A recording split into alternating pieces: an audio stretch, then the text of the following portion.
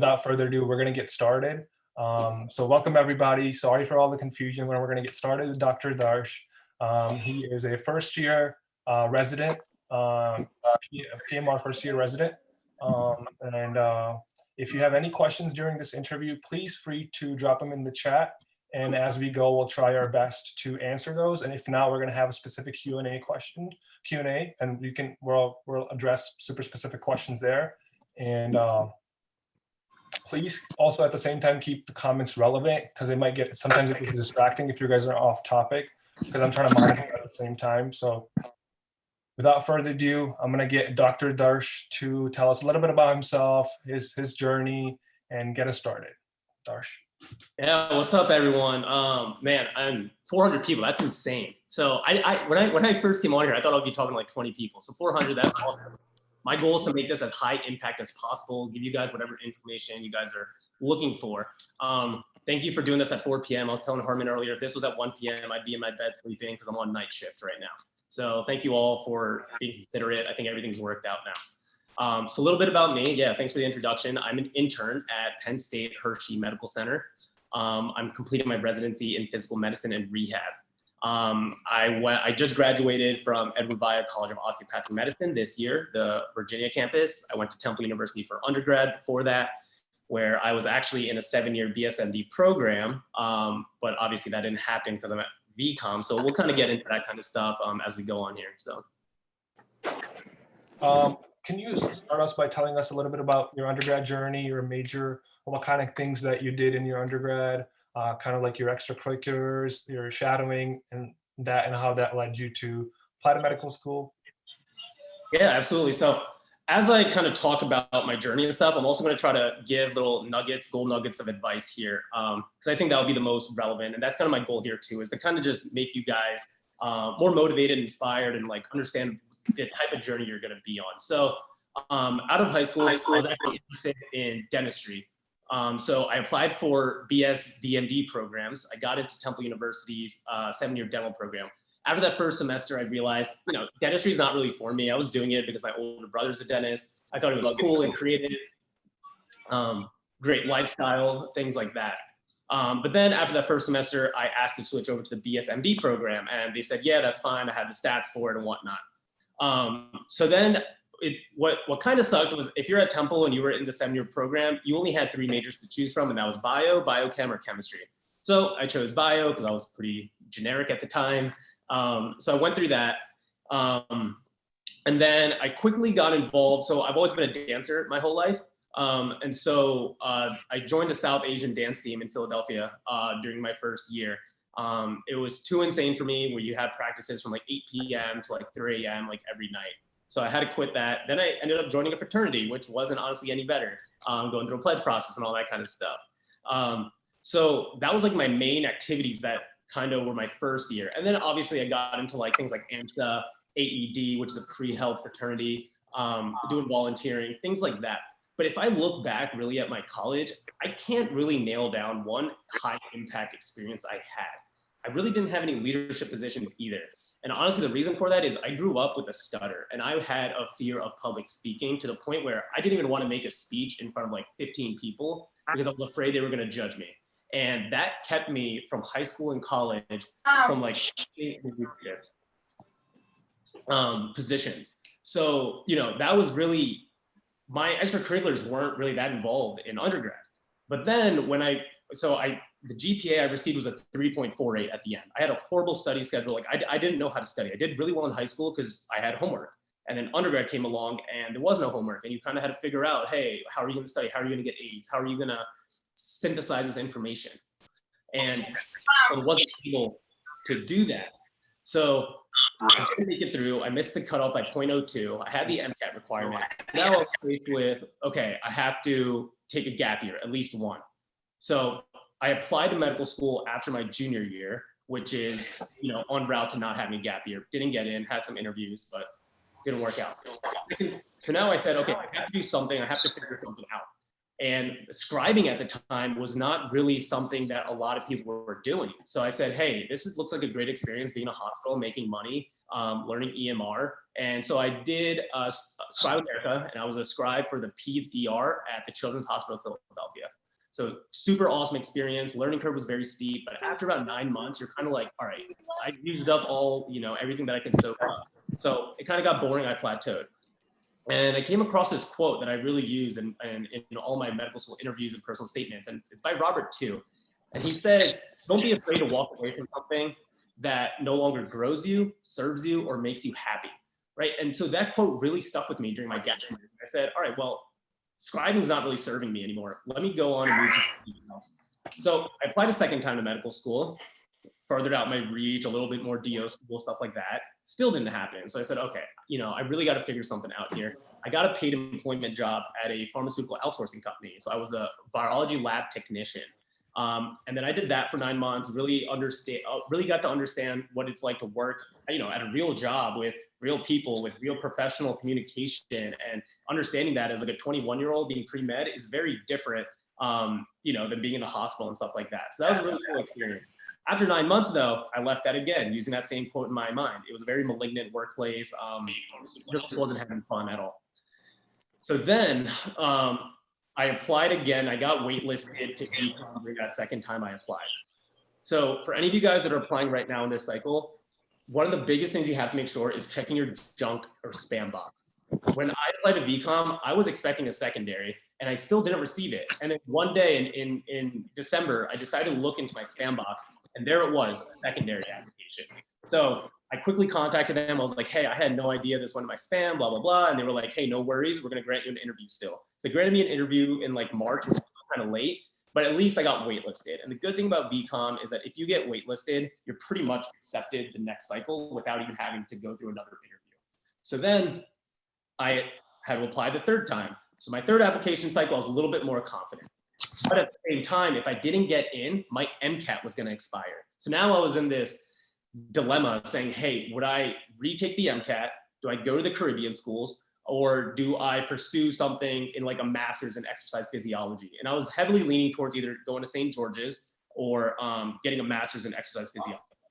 So then as my last really activity that I did as a gap student,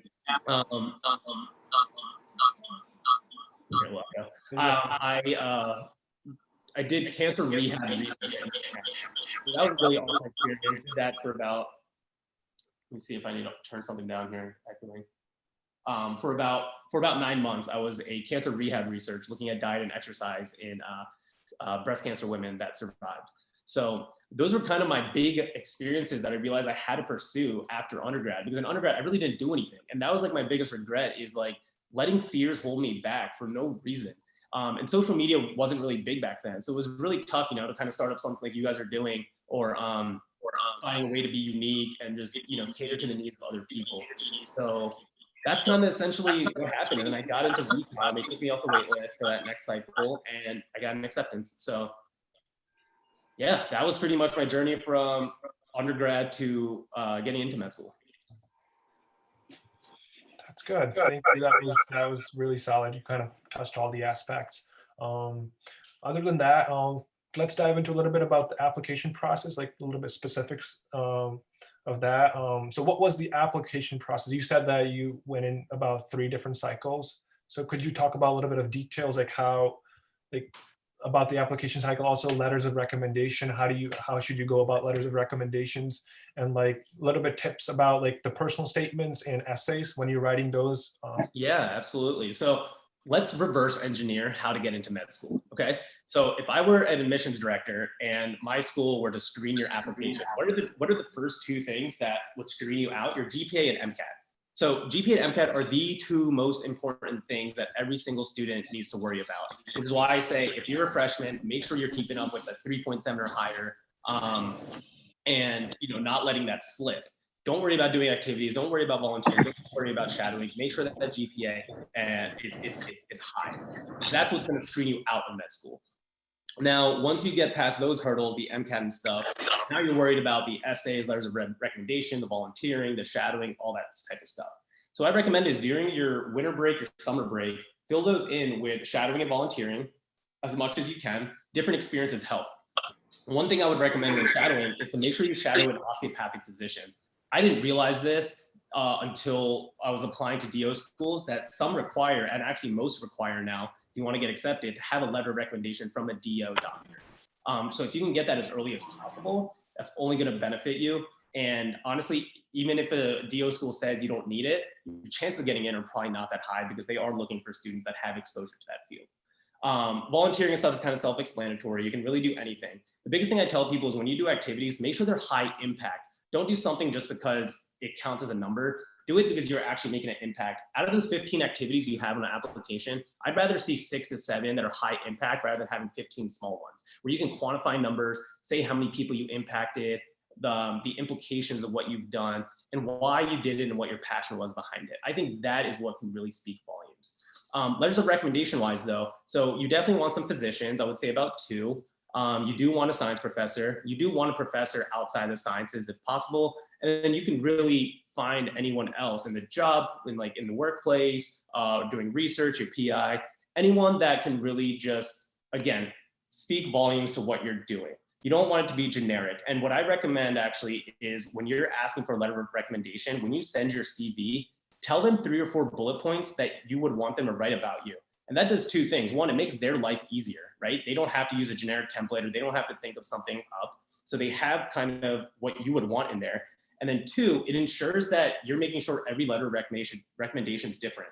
I want to tell my science professor, hey, I'm very good at studying and I communicate well with other students. And then I can tell my English professor, hey, I come up with I come up with idea on the spot, and I'm a good public speaker, and I have a passion for blah, blah, blah, right? So you can really tailor how you want your letters to come out. So that's what I recommend for letters of recommendation. Personal statement, so I recommend a book by Simon Sinek called Start With Why. It's a very easy read, it's pretty short, but I recommend every pre-med check it out. I don't think I have it, I don't have it on here. And then here's the second book I recommend.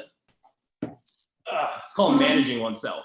So this is a really short book, but this will help you understand your own strengths and weaknesses. So Managing Oneself by Peter Drucker. And then the other book is Start With Why by Simon Sinek. These books will help you understand what you are good at and what your true why is. So too often when I read personal statements or I edit my own students' personal statements, I see too much of the what. And so what I mean by that is there's a why, there's a how, and there's a what. The why is your true subconscious as to why do you want to be a doctor? Why do you want to go into this field and help people and go through burnout and slave away, 8, 10 years of your life and even longer, for the sake of other people. And then the how is, how did you show that you want to go in this field? Shadowing, research, what other activities? And then what about medicine attracts you? Is it the fact that you can communicate with people? Is it the fact that you're an extrovert? Is it the fact that you want to do procedures? So that's kind of how I break it down, the why, the how, and the what. But here's the thing, most people write about 70% of the what. This is what medicine, about medicine intrigues me. And then they talk about the how, but they leave out the why. So you really want to flip that. And the why should be about 60% of your essay. And that should be the theme of your essay. So I did not do this when I was pre-med, but I did do this as a resident or as a med student applying for residency. And so my PM&R essay, why was, I want to be a mentor, I want to be a teacher, and I want to teach resilience to my patients. That is what my Instagram is about. That is what my life's about. It's about becoming a better version of yourself. And if I can instill that in patients, then I've done my duty, essentially. And then I would go in and talk about, well, how do I know I want to do that? Okay, well, I have a lifestyle blog. I'm working out, every day. I have a love for MSK, things like that. And then what about, the field intrigues me? So for PM&R, what intrigues me? The diversity, the fact that I can do procedures, the lifestyle, etc. But the bulk of it has to be the why. And that is what I think most people kind of lack. So it does take time to develop. So what I recommend is even starting in your freshman year, you don't have to start your personal statement, but have a journal and just kind of write down thoughts as they come. And you'll be surprised by the length or your involvement from your undergrad to your junior year or senior year and saying, wow, I grew this much. This is why I actually want to do medicine. So having that story, having that theme is very important. And then when it comes to secondary applications, I think it's a little bit more of tailoring to the school. And so it's really just kind of understanding, hey, what does the school want to hear? But also, again, it comes to writing about high impact stuff again. So talking about your passions and who you are as a person more so than kind of just being generic. Thank you. That was very well said. I'm seeing a common question in the chat, sort of like let's get to it. Could you talk about the difference between a DO and an MD, and could you also tell personally for you why you chose to become Doctor of Osteopathic Medicine DO over MD, and kind of like the difference between the two, so people know the difference? Yeah. So that's your second question is very easy. It's the only school I got into. So, so I had a choice either to become a physician or not, right? So I did get interviews from MD schools. However, I just never got accepted. Biggest blessing in my life. So I'm 28. Most people, when we applied 6-7 years ago, DOs were backups. I think nowadays more people are applying to DO because they want to do that holistic perspective for functional medicine or OMM, which is amazing, and I'm all about that. So I didn't get into an MD. So the difference between a DO and MD. Okay, so the way I explain this to the general public is whatever a DO can do, an MD can. Right? So a lot of people ask me, can DOs do surgery? And for me to kind of break that stigma, I flip it. I don't say, oh, whatever an MD can do, a DO can. I say whatever a DO can do, an MD can do, but a DO can also do hands-on osteopathic manipulative medicine. And what that essentially means is that we are able to diagnose and treat with our hands. So if somebody comes in with an MSK issue, I can crack their back, put their ribs back in place. I can help children with ear infections, just a whole bunch of stuff that you can really diagnose with. So the DO philosophy is essentially focused on a holistic perspective. However, big however and caveat, no school really teaches that. Okay, MD and DO curriculum is essentially the same besides the OMM. So 95% of people in my class as DO students probably will never use OMM again, will never use osteopathic philosophy again. I'm one of the 5% that will, because going into PM&R, that is such a huge advantage for me. I can use it to bill. I can use it to actually treat patients. I can use it in conjunction with medicine. It increases compliance, and I'm trying to go into functional medicine. So it just makes sense for me to do. And the biggest benefit is my wife and my family, where they get their backs cracked like every other week. So it's a pretty sweet deal. That's good. Thank you. Next up, let's get to your current life and kind of what you're doing. Can you tell us about your current job as a PMR resident, and like what kind of your typical days looks like, and like how many hours of you're working and that type of thing? Sure. So I was telling Harmon about this earlier. So PM&R is a very different field than like family medicine, internal medicine, because your residency is kind of different. So PM&R, anesthesiology, dermatology, radiology, neurology, those like 6 fields are a 1+3 kind of field. So I have to do 1 year of internal medicine or 1 year of general surgery, my choosing, and then I go into 3 years of PM&R. So if somebody were to do dermatology, they would have to do 1 year of probably internal medicine and then do 3 years of dermatology. So right now I'm in my intern year. So essentially I'm like an internal medicine resident right now. So like I said, right now I'm on a night shift. So I'm from 6:30 p.m. to 6:30 a.m. Before this, I was on a GI rotation. So I was like 7 a.m. to 5 p.m. So essentially as an intern, because I'm leaving, I'm a preliminary year, I have 2 or 4 week rotations. So most of my rotations are 2 weeks. I started off on the step down unit, then I went to allergy, then I went to GI, and now I'm on night shift, and then I'll go back on medical unit. So I'm really seeing that's exactly what you do as an intern. Is that you're going through a bunch of different things. Your roles and responsibilities are essentially to like not kill the patient, right? Your job is you're not expected to know so much and treat. You're more expected to learn, and if any complications arise, to understand, hey, is this person sick or not sick, and does something need to be done or not be done? So that's essentially kind of a day in my life. And I try to go live on Instagram as much as possible, like on night shift, just so you guys can ask questions and kind of see what I'm doing. But that's an intern year. As a physical medicine rehab resident, okay, so now this is years 2, 3, and 4. The second year is very inpatient heavy. So inpatient is about spinal cord injury, brain injury, stroke, and general rehab. So most of my time will be spent inpatient. So that means coming in about 8 a.m., looking at overnight notes. There's no pre-rounding, which is really nice, right? So pre-rounding is going to see your patients before you go see the patients again with your doctor, so that you can come up with your own assessment and plan. So with PM&R, you kind of round with the doctor. You see them in the PT, in the gym, either going through PT or physical therapy or occupational therapy. Sometimes speech therapy will see them depending on the complication. But the main difference with patients in PM&R is that they're like in there for longer. They're in there for about 3 to 4 to 5 to 6 weeks. So you're really dealing with chronic issues. Somebody with a spinal cord issue can't just go home after a week, right? They just got surgery. They need to learn maybe how to walk again, how to use their reflexes. Sometimes they can't control their urine or they defecate. So it's really just managing those things. And then as you get into your 3rd and 4th year of PM&R, you go a little bit more outpatient. So this is where pain medicine comes along, sports medicine, cancer rehab, interventional spine, regenerative medicine, which is essentially what I'm looking to practice at this moment. So the beauty of PM&R is that there's so much diversity. You can use ultrasound, you can use steroid injections, you can use things like PRP and stem cell, which is kind of the future. You can use OMM. You have a lot of patient interaction. You can do a lot of interventional procedures. So it's just, there's so much going on in PM&R, and that's why I love the field. That's good.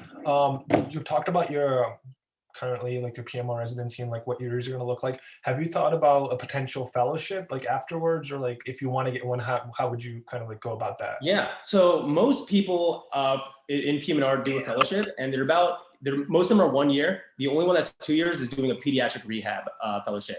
So for me, I'm planning on doing a regenerative medicine. So it's not really an accredited, I wouldn't have like an accrediting body behind it, but I would train under somebody who understands regenerative medicine and do that. So right now I'm thinking that. I'm also thinking sports and spine possibly, which is doing like epidural injections, but then also ultrasound and just doing sports medicine. But right now I'm leaning towards the regenerative medicine side because I'm really into biohacking. I just love how the body can heal itself. And I like doing small procedures like that. So hopefully mixing that into with the functional medicine practice would be ideal for me. Good. Moving on, I know I'm kind of familiar with your social media, your Instagram. So can you talk about like your TikTok, your Instagram? Like how did you like come up with your podcast? And for those who don't know, could you discuss like the topics of your podcast so they could, if they want to find more information about you from this call, they could go and kind of go about that? Yeah, so Instagram is probably the one I'm most active on, so I'll start with that. So my handle's at Dr. Darsh, D-A-R-S-H. And essentially I just started that like 2 years ago, just thinking like, hey, I feel like I can provide value. I've been through a lot. I was a cocky undergrad student to a very humbled resident now. I've learned a lot on my journey, and I really went on this personal development growth mindset journey, and there's still more to kind of, come out of my brain and experience in life. And so I really wanted to document that journey. And then I've always had a passion for mentoring, coaching, teaching.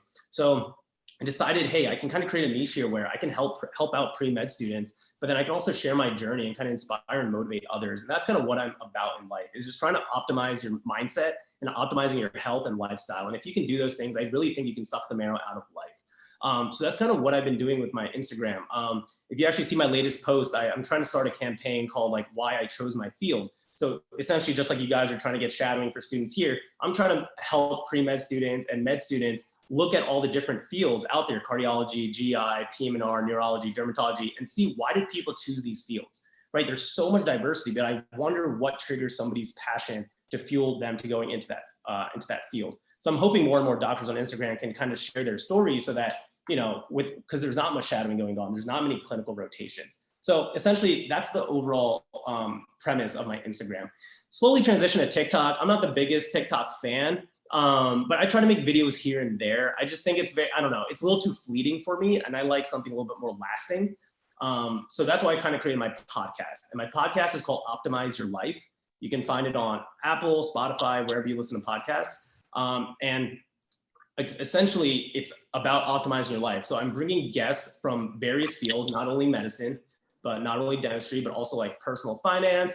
I talked to somebody from the UK about toxic masculinity and what it means to redefine manhood.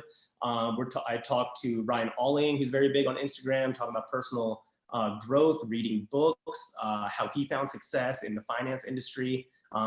So my brother's a dentist. We kind of talk about natural remedies for like oral health. I have a life coach on there where we talk about what it means to find yourself and your true being. And then I talked to somebody who's a startup founder about unlocking your potential and what it means to really get into your subconscious and unleash it. So I have a variety of topics on that podcast. If you guys are interested, definitely check it out and let me know what you guys think. So right now it's kind of on a lull, but once I get back to a normal routine, hopefully getting more people on. I think a bunch of you guys probably know MD Motivator, Zach Diernoski. So me and him have been texting, and he's supposed to come on as well, hopefully within the next week or two. I see somebody dropped a link for her for his podcast by Ashley. Thank you, Ashley, for doing that. So please make sure to click on the link to find more information about him.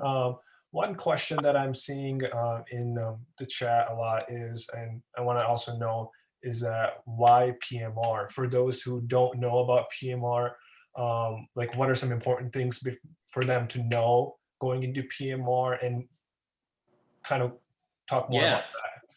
Yeah. So again, I just made a post on the Instagram, so you're more than welcome to check that out for a little baseline, but I'll expand on that. So what is PMR, right? Physical medicine and rehab. Physical medicine deals with the interplay between musculoskeletal system and the neuro system. So we're looking at patients with back pain. We're looking at patients with like wrist drop. They have nerve palsy, cerebral palsy, people with amputations.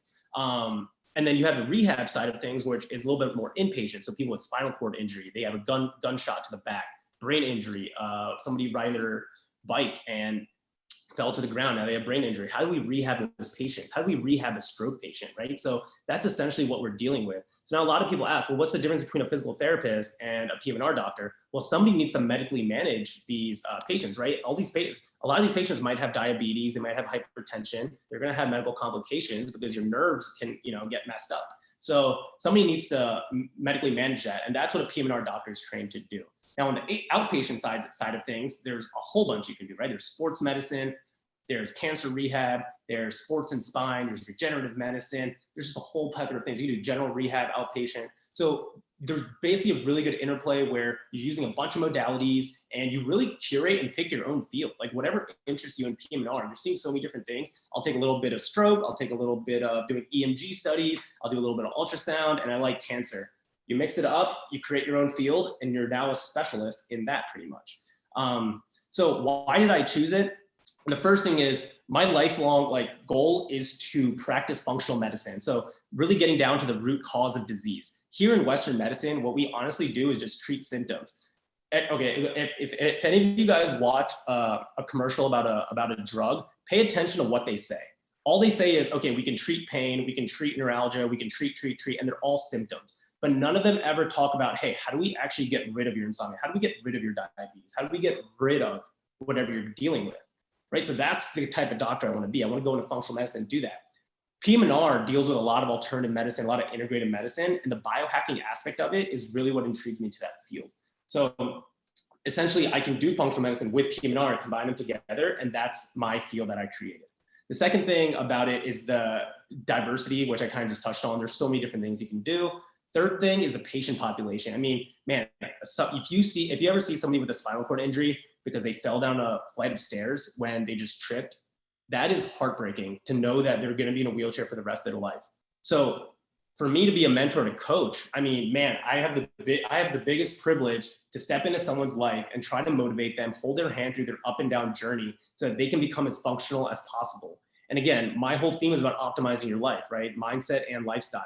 And that's essentially what you're doing as a PM&R doctor. You're looking at patients, you're trying to optimize their lifestyle so that they can be happy and live to their fullest potential. And then lastly, again, you know how we talk about the 9 intelligences? I'm sure you guys all heard in the psych realm. Excuse me.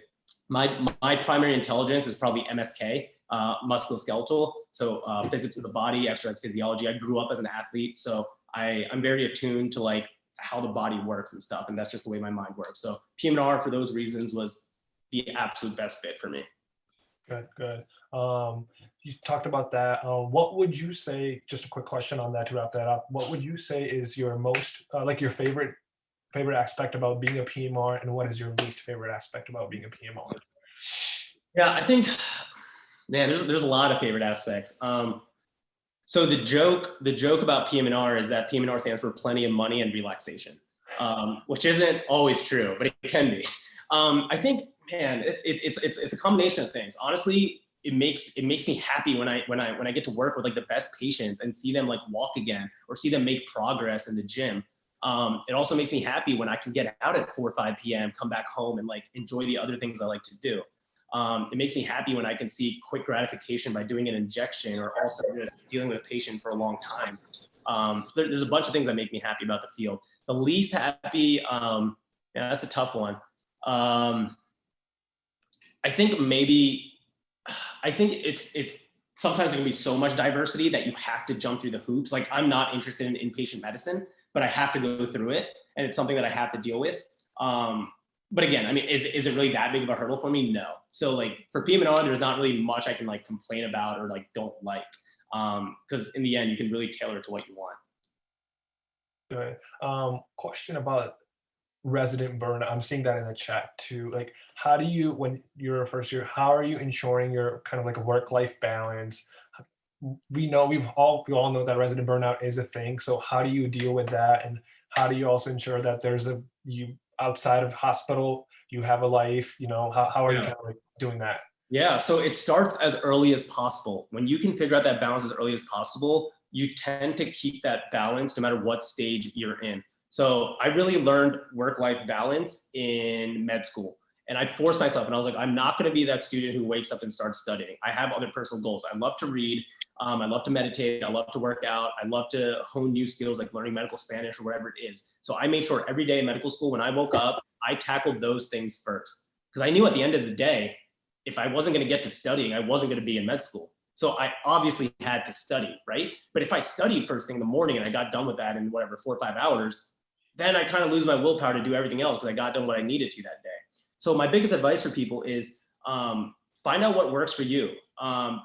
For a routine, I don't really believe in morning routines, night routines. I believe in doing that one thing every day that makes you happy and passionate and making your day revolve around that. And for me, that's like working out or fitness. So whenever I get that in, that's when my day really begins for the next 24 hours. For resident burnout, yeah, it's definitely different, but I make it a point that, hey, even if I get out at 7 p.m., I can go to the gym at least for like 20, 30 minutes, come back, feel good about my day.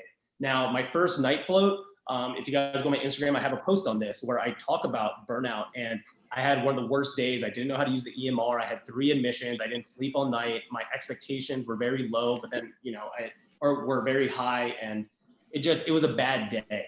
And the way to get over that is understanding, hey, this is like a rite of passage. Everyone's going to go through this. You're not the only one. But what it comes down to is becoming better by 1% every day. So no one's going to expect you as an intern when you start to suddenly know everything like that, know the treatment, know the diagnosis, know all these things. And you shouldn't expect yourself to either. What it comes down to is just honestly getting better by 1% every single day. And you'll start to see that. And so a lot of people talk about imposter syndrome, and a lot of attendings even have imposter syndrome. And so what imposter syndrome is having this feeling that you're not really a doctor, but playing the role of a doctor. But the way to get rid of imposter syndrome is to understand that, hey, imposter syndrome is part of the process. It's part of the journey. If you don't have imposter syndrome, there's probably something that you're not doing right. So having imposter syndrome is also a rite of passage. You should be in that position because it should be overwhelming. So once you understand that, you start to see, hey, I'm on this learning curve. It's very steep, but eventually if I just focus on going 1% better up this curve, I'm going to make it to the end. And so I just read this book too. Sorry, I'm like just pulling out books out of nowhere. Attending. So this book is called Attending by Ronald Epstein, and it delves into being mindful with patients and our current healthcare system and just how flawed it is. And so it's one of the things I bring up to a lot of pre-med students, because I think, now with social media, we see the glamorous life of a lot of, doctors and this, I want to do that. There's so much non-glam, in medicine. And so understanding that as a pre-med student, saying, hey, I'm going to deal with burnout. I'm going to deal with politics. I'm going to deal with doing notes. I'm going to deal with things that I don't even know why I'm doing them. And being okay with that. But having that understanding is very crucial for when you get into med school. Because you don't want to go 4 years and be like, I hate my life. Why am I doing this? Right. We're going to wrap this up. One quick question. I'm seeing a lot of MCAT question. I know we didn't get it up, so we're going back to undergrad. Just real quick, could you talk about what you did? I know you talked about the undergrad, but MCAT specifically, what did you do to study for the MCAT real quick, and how would you recommend studying? Yeah, so I'm not the best MCAT guy to talk to because I took the old one, so I don't really know about the new ones too well. I would refer to MD Motivator, who's doing an MCAT thing right now. But here's what I will say. You have to read this book again, right? Managing Oneself. This will tell you the type of person you are, your strengths and weaknesses. It comes down to how do you study? Are you better studying for 1 to 2 hours a day for like 5 to 6 months? Or are you someone that just needs to get it done with, study 8 to 10 hours a day and just do it over like a month and a half? I did it both ways, and I did way better when I studied 8 to 10 hours a day and I just got it done with in a month and a half. So understand what works for you. And the second thing is do questions. A lot of times people's scores keep going up, but you have to get to the point where your score stays constant, and that means you're plateauing. And then you have to break through that plateau. And the only way to do that is by doing practice tests over and over and over, and then questions over and over and over. So two things: know the type of studier you are, and then two, break through that plateau. If you haven't broken through that plateau, you're missing out on your optimal score. Yeah. Okay. I know that we just talked about MCAT studying. Can we talk about? I saw it in the chat somewhere. I think it's important. Gap year. Who would be the person to take a gap year, and would you, if for those who didn't really get a good score in the MCAT or had issues in undergrad, would you recommend? How would you go about a gap year? Yeah, so I joke around with all pre-meds, and I'm probably the #1 spokesperson for gap year. Like, gap year should just hire me. I think everyone, if you have a 4.0 and what's the highest one, 5.8 or something on the MCAT, you should take a gap year. If you have a 0.0 GPA and a 0 on the MCAT, you should take. I think every single person should take a gap year. I personally don't think anyone is ready to go to med school at the age of, 21, 22. It's just like, the problem is when you get to med school is no longer school. It's now your career. It's now your life, and you got to treat it like that. So oftentimes when I talk to people who haven't taken a gap year or who have, those who've taken a gap year fare better with the work-life balance and just having that experience and having that mental maturity. It honestly comes down to like maturing your brain. Now, I'm not saying if you're not taking a gap year, you're not mature, but yeah, I think you'll realize in like 2-3 years that, hey, I could have mentally matured. There's a huge difference between going to med school at 21 and 24 or 25. I went in at 24. And again, those gap years are a huge blessing. And that is why I'm not the biggest fan of BSND programs, is that you go straight in, which is cool, but you're doing this lifelong. It's your 20s are such a fun time. Have fun and enjoy and gain that experience and hone your skills. So if anyone has any more questions about gap year, and again, any more questions on anything, feel free to message me on Instagram. I respond to everybody. So I can definitely help out with any type of questions you have. I know we didn't get to everything here, but maybe we can do a part 2 sometime soon too. Yes, but for sure. I think a lot of people are having really good questions in it, but we have limited time, so I'm not going to be able to get to everything. So Darsh has prepared us a case study, and I'm excited to go into that case study. So Darsh will get us started on a case study about, and I'm going to let Darsh talk about more. Yeah. So unfortunately, I don't have a PowerPoint slide or anything that I could share with you guys. I've been super busy to the point where I don't even have time to really do anything. So let's just talk about this. All right. So I'll talk about when I was on GI, and I was on GI consult. So I got consulted about a guy, and everything I'm going to start with blank slate. So I want you guys to kind of just say, hey, what do you guys want to do and stuff like that. So 45-year-old guy comes in, lost 40 pounds in the last 2 months, has had nausea, vomiting, and had some dark stools. So what are the things you guys want to ask? What are the things that are on your mind? I'll start with this. He did have a history of Crohn's disease in his 20s. That's when he was diagnosed. He was diagnosed when he was 20. Yeah, he was diagnosed with Crohn's at 20. How did you address, and what was his symptoms? So nausea, vomiting, lost 40 pounds in 2 months. Lost 40 pounds. Yeah, and loss of appetite as well.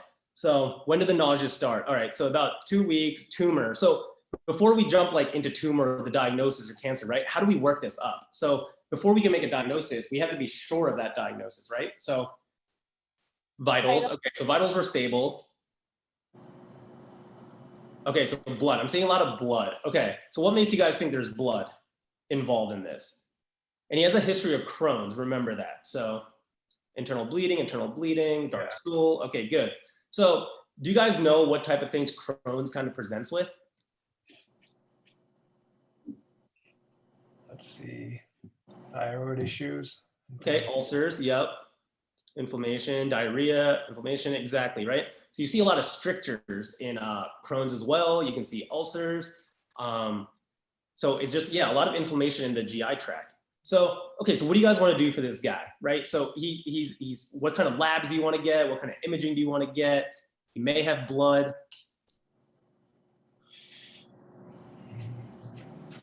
Okay, so CT, right? So we're gonna get a CT of the abdomen. Perfect, all right, yes. Okay, so you got a CT of the abdomen, and then what else do you guys want to do? So we're getting the CT, we got the CT. Okay, you guys can do a stool sample. So what are the labs, right? So I think a lot of us, we're focusing on imaging and we're focusing on diagnostic procedures, but what type of labs do we want to look at? CBC, right? And what specifically in the CBC are we looking for? Okay, I see breath test, RBC, white blood count, WBC. Okay, right? So white blood count will tell us, hey, is there an infection, right? So if it's elevated, we're thinking inflammation, infection. Platelets is good to look at, right? Because what if he has a bleeding disorder? What else? What else tells us if somebody has anemia?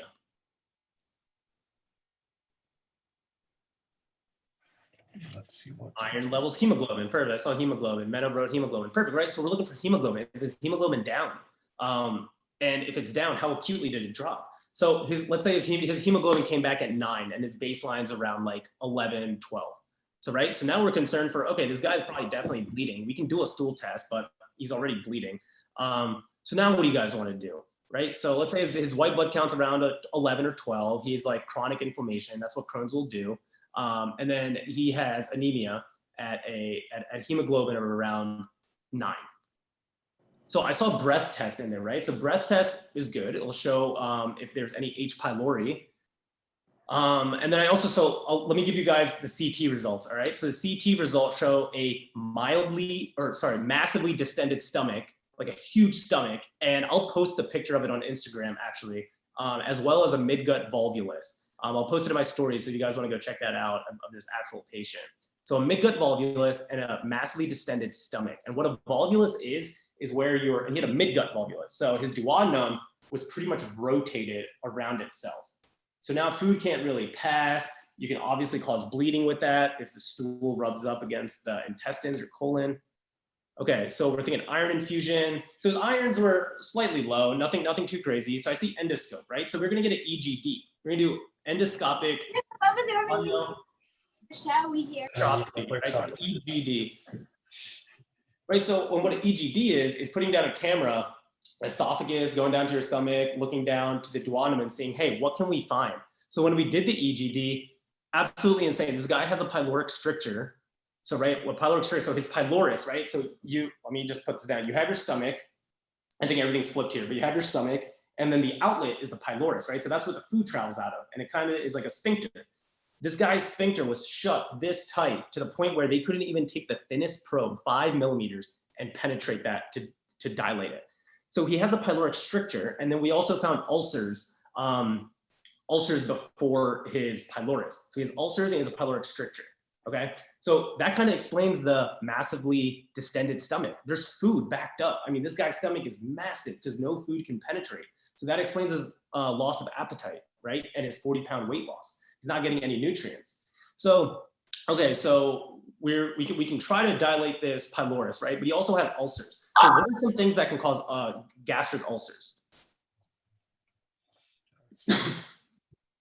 Diet. H. pylori, good. H. pylori can cause it. I see meds, too much acid, okay.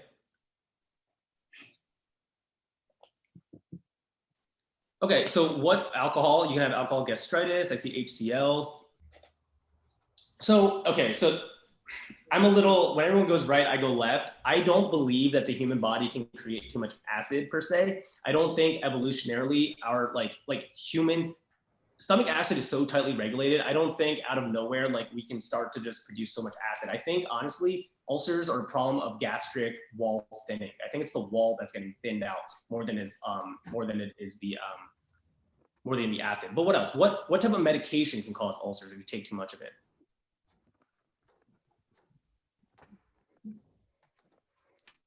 I see aspirin.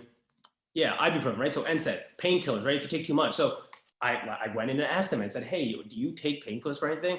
Oh yeah, I take about almost 2 a day just because for migraines, but even when I don't have migraines, I just take them. I've kind of just gotten used to it because I just don't want them to come on. This guy's been taking NSAIDs for like 5 years of his life. He's gonna have ulcers. So that's what his ulcers were due to. Yeah.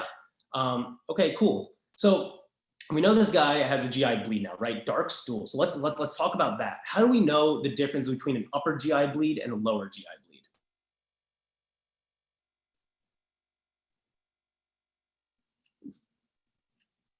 So I see Rania says is lower. Yeah. Okay. So exactly, colored stool, right? So if it's bright red blood, that means it's fresh. It's coming right out of the rectum or in the lower GI. If it's dark, it means the blood is digested. That's usually upper GI. So because his stool was dark, we knew it was an upper GI bleed. Perfect, exactly. So now that we know there's a GI bleed, what are the things you guys want to do for this guy? For any GI bleed, this is definitely what you want to do. There's kind of 5 things that you want to do. And we can just, if you guys know about a few of them. So not surgery, but we'll get into surgery after we go through this topic and kind of talk about this overall. Not antibiotics. What kind of meds?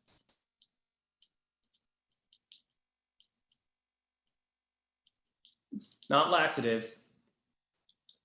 Not clotting. Okay, so no food. You can keep them NPO. Yep. Not steroids.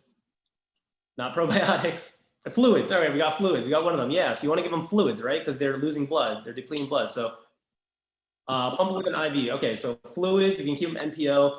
How are we going to stop the stomach acid? What kind of drugs do we get for that?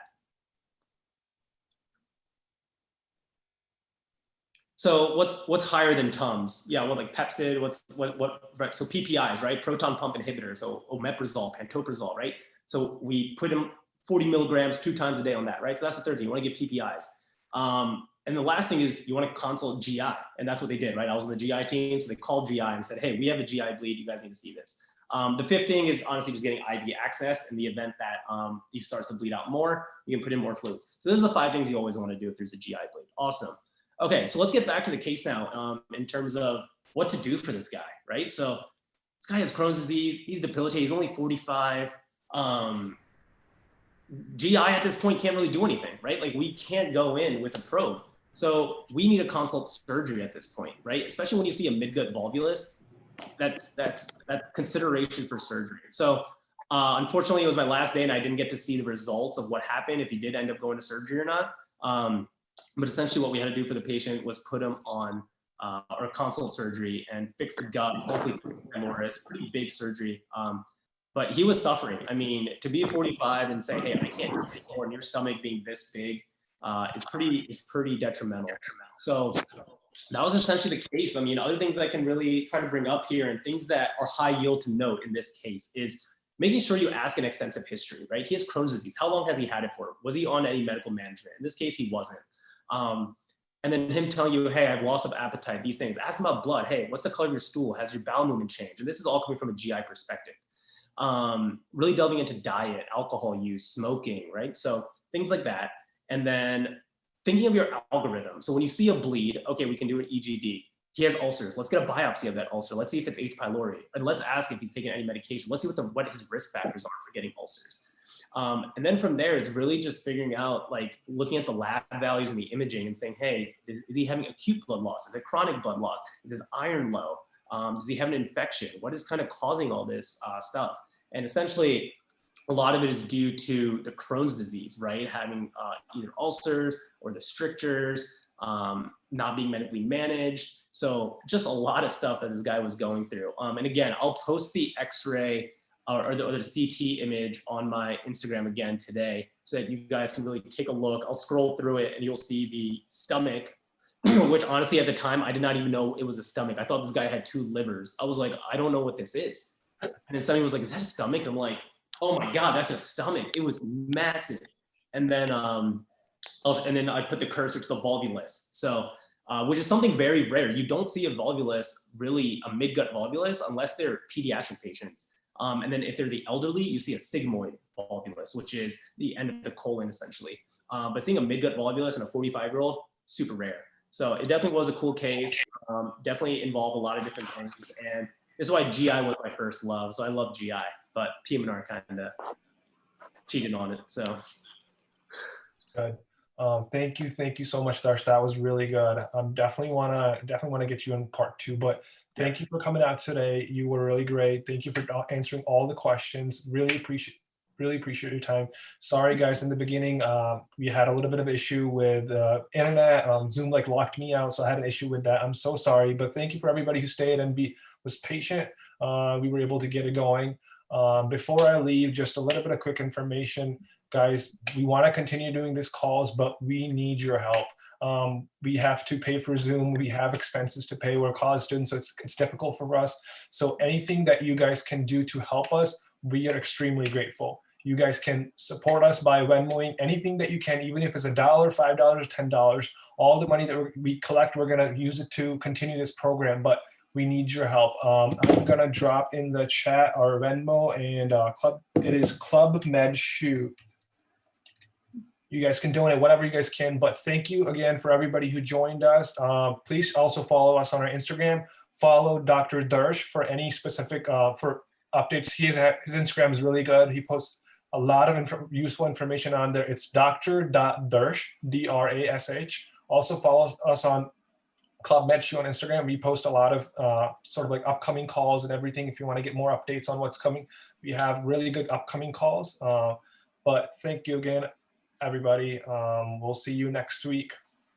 Thank you, Darsh. Yeah, thank you, everyone. Thanks for joining. And again, feel free to message me on Instagram or follow me, and I'll message you. So regardless, I want to get to know you all and help you on your journey. So definitely reach out. Wish you guys luck. Great. And thanks for having me. Last time.